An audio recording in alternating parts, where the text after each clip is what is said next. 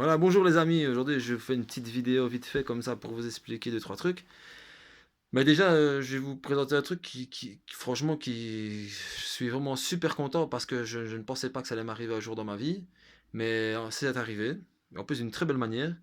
Donc je vous présente, mon nouveau, réservoir. Donc c'est un réservoir je vais vous dire, j'ai oublié, attendez ça va me revenir. De Push Cobra TT, je crois, Push Cobra en tout cas, c'est certain, ou c'est TT ou l'autre. En tout cas, c'est Push Cobra, ils sont tous jaunes en général, vous n'en verrez pas peut-être d'autres couleurs. Ils sont jaunes, celui-là était jaune, ça se voit. Donc c'est un réservoir d'origine qui est fait en polyester, très léger, très facile à nettoyer vu que c'est du polyester, on sait l'enlever, on sait le remuer, on sait le rincer, on sait jeter. Ça ne rouille pas vu que c'est du polyester, c'est super génial. Bon là, il me reste plus qu'à le frotter un peu, le nettoyer, j'irai à l'atelier là, comme ça, ben, comme c'est un atelier de carrosserie, je vais pouvoir utiliser les machines et tout, le refaire nickel, nickel, nickel. C'est dommage qu'il n'arrive pas jusqu'à la selle, mais ça, c'est pas un problème parce que j'ai du plastique que je peux, ici, comme c'est des faces qui sont plates, je pourrais même le rallonger jusqu'ici, vous voyez, jusqu'à là, en respectant l'angle.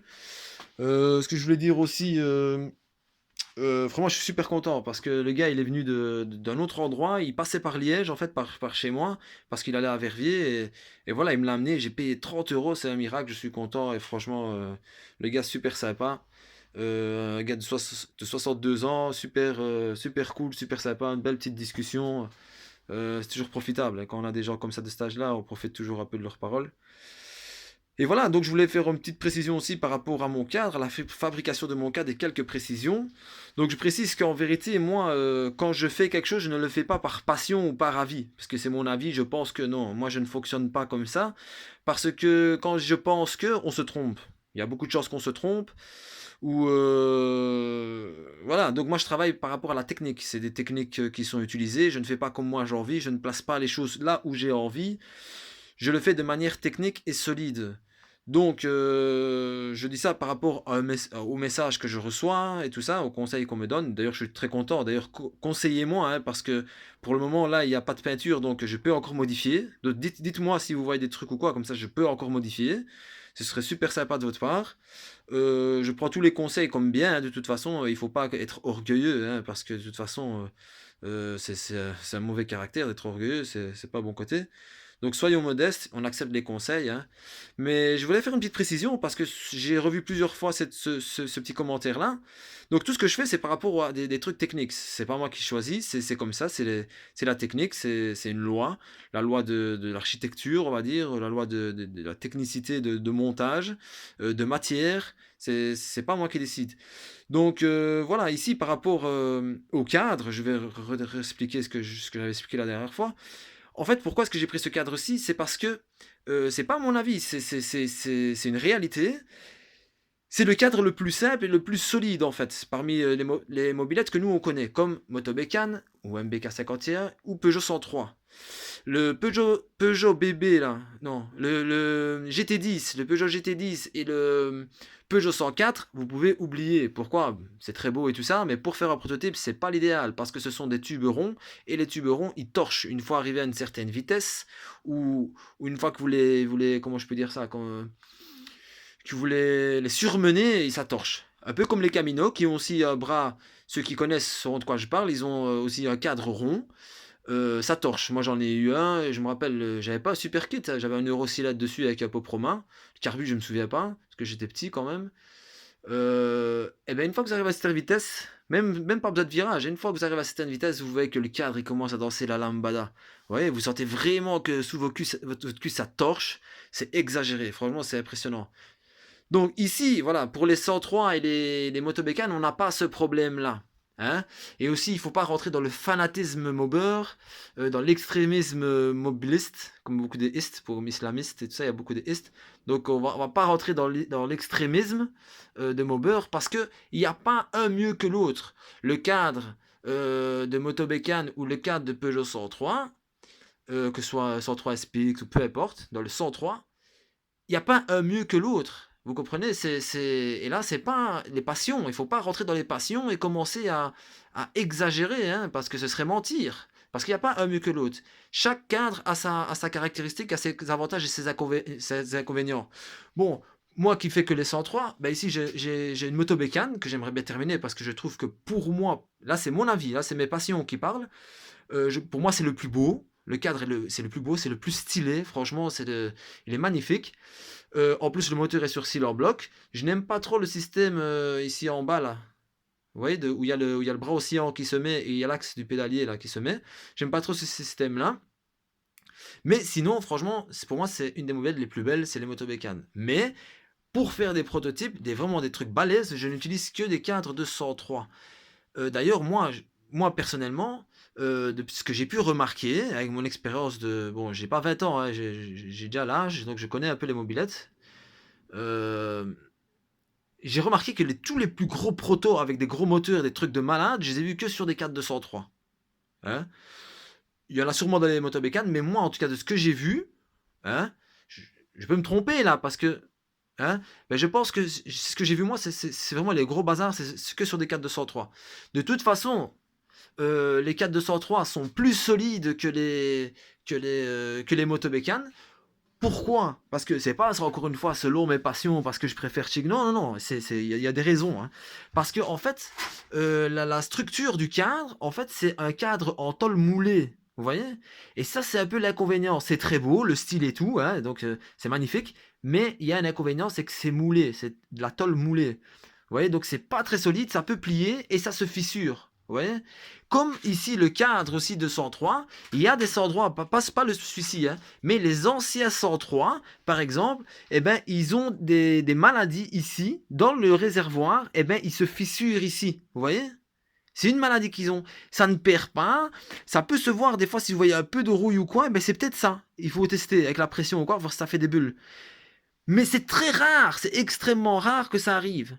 Les 4-203, oh, ça ne plie pas. Ça ne... Vous comprenez? Les motobécanes, ça ne plie pas non plus. Mais vous voyez, c'est de la tôle. C'est de la tôle moulée. C'est pas la même chose. Vous voyez? C'est comme si vous roulez sur un grand réservoir géant. C'est pour ça que j'aime pas trop le système en dessous ici. Hein, parce que c'est de la tôle moulée. C'est pas comme les 103 où c'est une barre renforcée par des soudures et c'est balèze, c'est solide, ça ne plie pas, ça ne casse pas, ça ne torche pas. Vous voyez? Donc il faut pas dire maintenant il y a un est mieux que l'autre, chacun a ses avantages et chacun a ses inconvénients. Le 103 pour bien faire, ben, il faudrait faire comme moi j'ai fait, mettre, comme tout le monde fait, hein, beaucoup de gens le font, c'est mettre des cils en bloc hein, pour le moteur. Sinon, franchement, il faut pas rentrer dans un extrémisme passionnel de mobber. Là, ouais, moi j'aime bien ci, j'aime bien ça. On a nos préférences, c'est vrai, mais il faut pas commencer à rentrer dans un extrémisme parce que euh, chacun a ses avantages et ses inconvénients. Moi, je ne travaille pas spécialement parce que là, j'ai eu que des Peugeot 103, parce que c'est plus facile peut-être de l'endroit où je me trouve, et même c'est plus facile. En tout cas, pour trouver, j'ai trouvé souvent des Peugeot 103. Le motobécane, c'est quelqu'un qui me suivait, qui me l'a donné en cadeau pour que je fasse un prototype. Et encore, c'est parce que je dois le réparer aussi, parce qu'il perd. Vous voyez, il est fissuré, et le cadre en tout, là, il est fissuré, il perd un peu d'essence. Mais ça, c'est un détail. Donc voilà. Donc, euh, donc voilà mon choix. Pourquoi est-ce que j'ai choisi ce cadre-là? Déjà, c'est parce que je l'avais. Donc les barres carrées, je les ai prises parce que le cadre est carré. Et aussi parce que les barres carrées sont plus solides que les ronds. Hein, donc vous l'aurez bien compris ça. Et alors, comme les barres sont plus solides, j'ai pris cela. Et aussi, il faut faire attention, il faut bien comprendre une chose, c'est que l'acier se vend au poids. Vous comprenez? Donc cette caractéristique de barre, c'est une barre avec la trace ici. Vous voyez, il y a une soudure ici, un genre de soudure. Dans les barres rondes, il y a ça aussi. Vous pouvez prendre avec ou sans. Hein, ça existe. Bon, elles sont plus chères avec sans. Mais ça ne change rien de toute façon. La barre reste la même. Si je prends la barre, si j'aurais fait le même système avec des barres rondes, hein, et que j'aurais pesé les deux, ça a le même poids parce qu'on les achète au poids. Donc, si je prends 30 cm de cette barre-là et 30 cm de l'autre ronde, je vais payer exactement le même prix parce qu'il le pèse, c'est au poids, ce n'est pas au truc. Vous comprenez? Donc, c'est facile à comprendre. Donc voilà, encore une fois, voilà, j'ai choisi ce cadre-ci parce qu'il n'y a rien à faire, il est plus long et plus solide que tous les cadres qu'on a, surtout pour faire des protos, c'est bien qu'il soit long pour la position, c'est super. Voilà. Donc pourquoi est-ce que j'ai pris ce système-là? Voilà, vous me voyez déjà maintenant prendre le truc du motobécane, du bras oscillant là, et le mettre là-dessus? Vous voyez, c'est pas possible. Donc là, ce que j'ai fait, j'ai pris le dessous d'un SPX, donc tout ça, hop, c'est emboîté dans l'ancien en fait. Vous voyez? L'ancien, il est ici. Bon, on voit pas bien parce que j'ai dû faire des trois trucs, mais il est emboîté dedans en fait. Vous voyez? Donc, plus il est soudé en dessous, il est super renforcé par les soudures parce que j'ai pas été de main morte avec les soudures, surtout intérieures, hein. L'extérieur, j'essaie de faire un petit peu cool pour pas qu'on voie trop, hein, pour pas que ça fasse trop laid esthétiquement. Mais dans les intérieurs, j'ai pas été de main morte avec les soudures, ouais. Donc, regardez, même ce système-là, vous voyez, il n'y a pas besoin de démonter, il y a les amortisseurs, ils sont directs ici, il n'y a pas de truc, de check, de tchac comme les 103 là, qui se démontent, là où il y a le porte-bagages et tout ça. Enfin, vous voyez, c'est vraiment, c'est la meilleure chose qu'on peut faire maintenant. Voilà, il y a toujours mieux, c'est certain, mais pour nous, hein, qui avons ou des 103 ou des motobécanes et tout ça, si maintenant on a l'occasion de tomber sur ça, parce que c'est un que j'avais, et qui ne se vend pas, parce que les gens n'achètent pas ce genre de truc, en plus c'était pas complet, je crois. Et ben voilà. Vous voyez, et je ne fais pas ça selon mes passions. J'ai choisi ce cadre-là exprès. Quand je l'ai vu, je dis ça, c'est pour faire un proto. Ça fait des années que je l'ai. Et ben, il me dit, serait peut-être temps que je commence. Et voilà. Vous voyez. Donc, je n'ai pas fait ça parce que, selon mes passions, oui, j'aime bien, tchic, tchac. Non, non. J'ai fait ça selon des principes techniques, hein, de solidité et de fiabilité et d'accessibilité et de simplicité aussi. C'est super simple. Donc, du fait aussi qu'il n'y a pas de boîte à outils et tout ça, c'est le top. Franchement. Voilà, il y a toujours mieux, c'est certain, mais en tout cas, je vous remercie. Ben, encore une fois, ben, conseillez-moi, parce que là, je n'ai pas encore peint. Donc, si je peux faire des modifs ou quoi, dites-le moi, comme ça, je le fais avant de peindre. Parce qu'une fois que ce sera peint, ce sera fini, je ne pourrai plus faire de modifs. Donc voilà, donc j'ai fait la selle, je ne sais pas si j'ai déjà dit. J'ai fait le support avec le tube de sel. Donc, j'ai recoupé la plaque convenablement que j'ai percée et j'ai mis une mousse de 2-3 mm, hop, que j'ai collé. Puis j'ai placé la selle dessus. Voilà, aussi la régler un petit peu comme ça de gauche à droite. Vous voyez? Donc je sais pas si je vais laisser ce système-là ou si je vais me baser sur les supports là à la base qui est du porte-bagages ici et celui-ci que j'ai ravancé un peu. Donc j'ai coupé et j'ai replacé par ici. Donc je sais pas si je vais utiliser ceux-là ou si je vais laisser la selle. Je verrai bien une fois qu'il est debout la taille qu'il a pour voir si c'est bon ou pas, hein. Parce qu'ici avec le système-là je pourrais pas aller plus loin que ça, hein. Donc la roue ne pourra pas être plus haute. Enfin, vous voyez, je pourrais pas monter l'arrière plus que ça. Donc là, je ne saurais pas savoir à laquelle hauteur il a vu qu'il est en l'air. Mais une fois que tout sera mis, je verrai la hauteur, on verra bien si je vais la déposer ici ou si je vais la laisser là-dessus. De toute façon, même si je la dépose ici, ce système-là, je peux le garder pour mettre sur la moto bécane ou sur un Peugeot 103 et remettre une selle comme ça. Parce que les selles comme ça, je sais en avoir, hein. Je crois que je l'ai payé une histoire de 40 €. Donc voilà. Je trouve que le réservoir, il est bien. En plus, regardez, avec le radiateur, là, il dépasse un tout petit peu, un peu comme le Peugeot 103 et tout ça. Vous voyez, bon, là, je suis un peu mal mis. Donc, on dirait qu'il dépasse plus vers la droite que vers la gauche. Vous voyez? Donc, franchement, c'est nickel. Il rentre bien. Il faut juste faire souder un petit boulon, là, pour souder des boulons pour pouvoir fixer le réservoir pour pas qu'il bouge. Mettre de la mousse quand même pour les vibrations, quand même, je préfère. Et voilà, c'est le top. Je suis super content. Je vais peut-être essayer de la rallonger. Je vais à l'atelier, hop, hop, hop. Alors, je vais le peindre en rouge avec la coque rouge aussi, avec les jantes blanches. Alors, le cadre noir brillant et le brossier en noir mat. Enfin, essayer un petit peu de jouer avec les couleurs. Le ressort d'amortisseur, j'aimerais bien qu'il soit blanc pour faire ressortir. Donc, sur le réservoir et sur la coque, je vais peut-être mettre une ligne blanche, là, ouais, un peu comme les cafés racers, ligne blanche. Ou des autocollants blancs. Je vais voir ici, je vais peut-être mettre l'écriture Peugeot. Vous voyez les petits Peugeot là qu'on trouve sur les voitures, écrit Peugeot.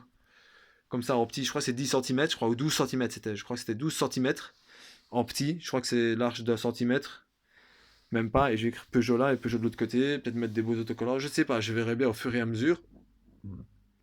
Et voilà, après il faudra qu'une fois qu'il sera debout, une fois que la peinture sera faite, il sera debout, je vais pouvoir placer le moteur dessus parce que je vais pas mettre les cylindres blocs tant qu'il n'est pas peint. Une fois que le moteur sera dessus, je vais pouvoir préparer pour la pédale de lanceur et puis placer le ressort. Voilà, et ainsi de suite. Donc, vous verrez bien de toute façon au fur et à mesure.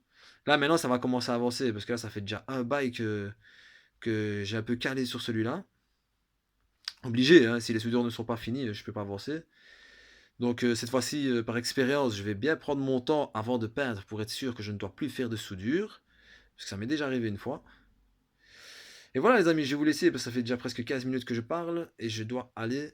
Donc, je vous remercie, conseillez-moi et tout ça et passez une super journée de printemps et amusez-vous bien sur vos mobylettes. Et n'oubliez pas de commenter parce que je veux des conseils.